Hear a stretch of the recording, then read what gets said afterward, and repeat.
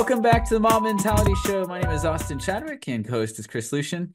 And today we are responding and turning into an episode, some community conversations that have happened out there, out in Twitter or X, and some conversations over video chat and things on basically problems people have had while mob programming, like the downsides of mobbing or things that didn't work so well for people. And one of them that comes up was quote unquote, the mob moves too slow for me. And so I believe, at least in some contexts, the essence of this is imagine someone who is just a radically brilliant extreme programmer.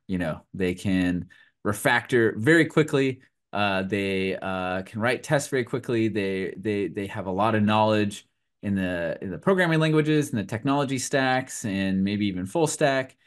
And their mind just moves very quickly, right? And then they find themselves maybe in a mob with learners or people partway along their journey, right? And the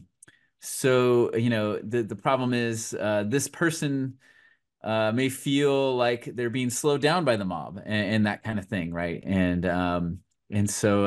What are your thoughts and reactions there, Chris?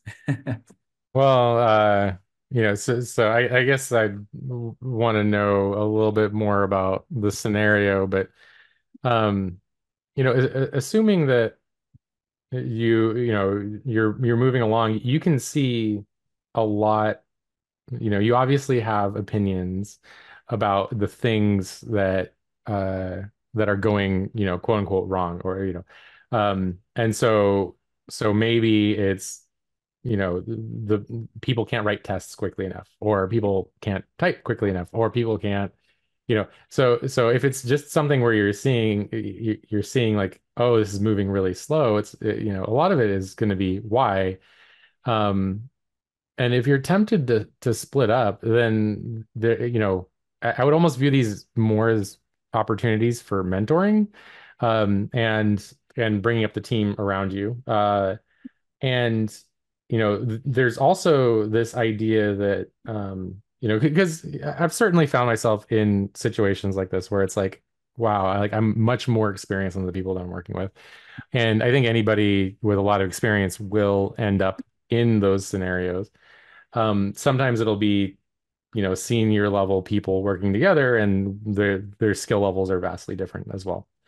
Um, and so, one thing that I do is so I often look for opportunities to speed up the team in different ways, right? So I will give feedback to people and just say, things along the lines of, I've noticed that on average our team does not use this design pattern, so it might be good for all of us to know it really well. Those sorts of things. Or the alternate approach is kind of stepping away from the team to uh be able to create something, or you might be in the mob, but you have a laptop or something open. If you're mobbing remotely, maybe you have a third set of code, and maybe you can work with the mob at the same time as building out a tool to help speed up the team in general. Boilerplate generator or automationist style stuff. So those I view both as options for what to do with those excess brain cycles that you might have. But yeah, I mean, the nice thing about test-driven development, if you are doing something, if you are writing more code on the side while others in the team are navigating, you can certainly TDD a solution where you can half pay attention to the team as well as be working on a tool to move the team along faster. So those are some of my thoughts. I don't know, Austin, if you want to chime in with yours, or talk points to my counterpoints to my points. I don't know. Yeah, no, exactly. And where you went is exactly where I've gone and helped others go in the past. And I think maybe even a more meta level question that kind of came up in these communities conversations is, what is this person's career goals, right? So if their career goals are coach, then everything you just said makes complete sense, right? So you being in a mob with people where you know things or have skill sets or have quote unquote development speed that they don't have is a perfect place to teach those kinds of things, right? So if your career goal is coach and that's where you want to go, then you are in your problem is a statement of the perfect context for your growth as a coach. um, right. And so like you said, that might be, putting on different mob higher levels of the mob game, RPG game hats, right? So that's automationist. So because the truth is learning those skills, so usually people who have this problem have significant amounts of experience and time put into their career already, such that these things are second nature, right? Which is great. That's a fantastic achievement. I mean, that's where you want to be as a developer, is that your habits are fast and your habits do the right thing to make the code readable, maintainable, testable, etc. And that's fantastic. Um, and so now you're helping bring along others to have those same kind of things, right? So, like you said, giving feedback, setting up learning times on the areas you see gaps, and then, as you said, sometimes that people have just to put in the time, right, for them to develop it as well, right? And so, for you to be, it's like if you're teaching someone to play guitar and they're struggling, you might be like, oh, this is a waste of my time because I'm just sitting there watching them struggle play guitar when it's their turn to drive or navigate or that kind of thing, right? Or if you think about it, if you're a guitar teacher, you're kind of like, okay, great. Like now I can see right when they're going wrong, like right when their fingers go to the wrong spot. Or, oh, I see them, doing thing that's probably not beneficial, but I'm going to let them do it the wrong way for a little bit so they feel the pain of that, right? Like, oh, now my fingers hurt because I'm holding it wrong or something, right? And so, but you're in there in that moment, helping them learn that in a way that's faster and not possible if you weren't mobbing with them, right? And so whether that's more verbose or whether that's more kind of teaching from the back of the room styles. There's many different ways to approach it. But if it is someone's career goals to have that approach that they want to be a coach, then it's just helping them learn how to do that in the moment, I think is one. But I guess I've seen it happen in our mobbing context where someone's kind of like, I don't know if I really want to be a coach. Yeah. Like, what are your thoughts there, Chris? Well, it's if you're, we do have a general rule. If you're not learning and you're not contributing, go to a different mob or go somewhere else. Um, so that person could seek out other mobbers if they wanted to in that space and work with people that are of similar skill levels. And but if it's there is the case where it's like, okay, you're the top developer on a team and you just want to work by yourself. I think, you know, so you could do that. But I think that you'd probably have more opinions about architectural decisions and other things that you'd want to have make it into the code. And maybe if you had kind of like separation, appropriate separation of the concerns, you can do that as well. Or find a different environment too. Um, but I think for people trying to derive like personal satisfaction from mobbing, a lot of it is going to be meta level analysis. So you could be there watching for technical pitfalls, and you can certainly bumblebee between mobs. Like I see really experienced developers that can go in between mobs and just point out like, hey, that's an opportunity for this design pattern, or other things. So if you're in a multi-mob environment, then I think that that's certainly a possibility as well. But yeah, if you really want to just crank on stuff, I do think that there's probably more of an opportunity for a solo developer to be able to observe what the team is doing and then build tools to make the team a lot faster than they are.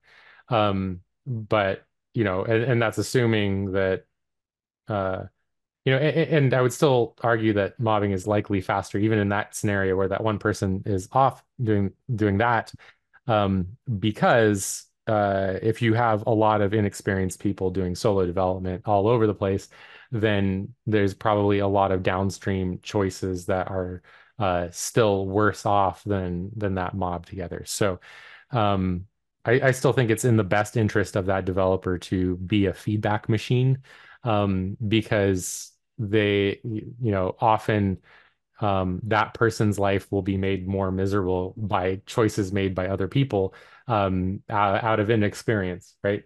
And so, but I've seen too many, like really high tier developers get caught in the trap of everybody relying on them for everything.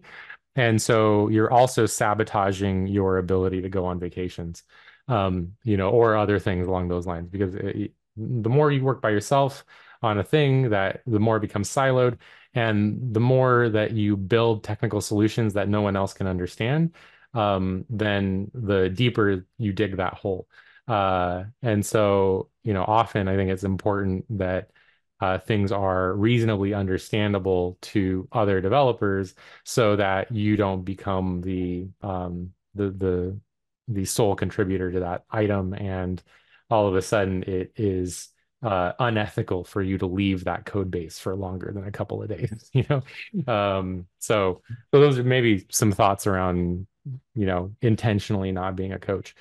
Um, or doing like forward-looking research activities. And so I know we've had this within, our group before, is a mobber is like, okay, I really just want to go and research this thing. They step away from the mob and they go and research, come back with a working proof of concept, and then they mob test drive the like real solution. And that is totally a valid pattern, and allows you to step away. But over the years, I have come to believe that a a really good developer working by themselves off in a corner, it ends up being a bad thing no matter what, gradually over time. And that might be, once they're unavailable, the company's progress comes to a screeching halt, or the developers around them don't understand their code and are afraid to work on it, or some other variety of things. So even the best developers need feedback on the understandability and readability of their code. And by working alone, you seclude yourself from that. Yeah, for sure, for sure. And I think, and that kind of comes back to the North Star thing, right? Because that's been my observation too, is that it does feel like the quote unquote mob is slowing me down, or the team is slowing me down. That is often the case short term, right? But most, or at least a lot of code bases live longer than the next feature you're releasing, right? And so then knowledge sharing and sustainability and maintainability and all these other things come to mind. And like you said, not being the only one who understands and maintains this piece of code matter a lot. And yeah, so I think while you may feel slow, if you're optimizing for the whole system and for the mid to long run, it's really not slow, because investing in others is what is best for the system in the mid to long run. And so I think if someone is bought in to that higher level goal, then these experiments could be things that can help. And I've been on some quote unquote high octane mobs with several experienced people before. The skill set or experience level of the mob tended to be on that higher end. And it wasn't explicitly decided for these reasons. Like multiple of us were like, oh, the mob's slowing me down, so let's co-locate around experience. But that could be a valid experiment to try, if someone really wants to keep mobbing and they want to see what it's like. Those mobs can be, quite fun. In my experiences, those happen more because serendipity, or just multiple people, doing what you said, staying or splitting based on learning or contributing. And maybe this is something that person would love, right? Someone who is challenging their very intelligent opinions, but maybe not perfect, and a differing intelligent opinion that makes you understand the problem deeper and come up with a better solution that wouldn't have been there otherwise. Where if you're just in a mob where you're just tutoring someone to your way of things, there's still value in that, but there's also value in the kind of two higher level experienced people disagreeing and figuring stuff out and running experiments and coming up with solutions and stuff. And so I think there's value there, and there can be experiment in that. And so we'll put a link in the show notes to previous episode on high octane versus Zen mobbing kind of thing that I'm referring to there. And the last thing I want to hit on is I think sometimes there just might be a difference in North Star, right? So if someone isn't interested in coach and just wants to be a problem-solving machine that works in solo, and maybe that's not a fit for your organization or for your team or however you want to draw the circles. And, maybe that's a natural split and that's fine. Like maybe they'll find a place that really needs that. And that's great, and so I don't, I think I've seen that happen naturally with certain people who have left mobbing type cultures, and maybe that's for the best, right? If they've really thought through their North Star and that's where they want to be, then that's good, and that's a good natural split, right? It's like the natural diffusion of innovation. Sometimes it doesn't cross the chasm, and that's good. So Yeah. It's interesting because just in our environment, our team started mobbing and then we started hiring. And so culturally speaking, we just hire people that want to be mobbing. But it's going to be very different for people that adopt mobbing after the fact. And then even our team has grown through acquisitions, and we have people that are mobbing and not mobbing. Um, and and so, in an acquisition, you're not going to tell people like you have to mob now. It is the way to do it. And so, I refer back to like servant leadership and turn the ship around and some of these other things that it's kind of like what Woody says, you want to create an environment where great software is inevitable. And so mobbing may be a way to achieve really high levels of quality really quickly, but you don't want to be forcing people to mob that don't want to mob. And but you want your structure to be set up in such a way that mobbing that any way of working is not looked down on. And that you're really paying attention to outcomes rather than the inputs. And so it's like you don't require mobbing for mobbing. Like people start mobbing because of all of the other side effects of mobbing. And so we just got to keep that in mind when we're doing these things. awesome, great, yeah. Well, I guess with that, we can wrap this one up. Yeah, and please share your stories. Maybe you're personally feeling this way now, like why the mob moves too slow for you, and you have some counterpoints to what we're saying here. That'd be fantastic to hear about. Or you may know of teams that this has come up, and please share this episode with them to help them join in the conversation, whether that's on LinkedIn, YouTube, Twitter, X, and more. We'd love to hear about it in the comments of the video as well. It'd be great. So we just invite that feedback. And yeah, and until next time, mob on and have a good one, everybody. See ya. Bye, everyone.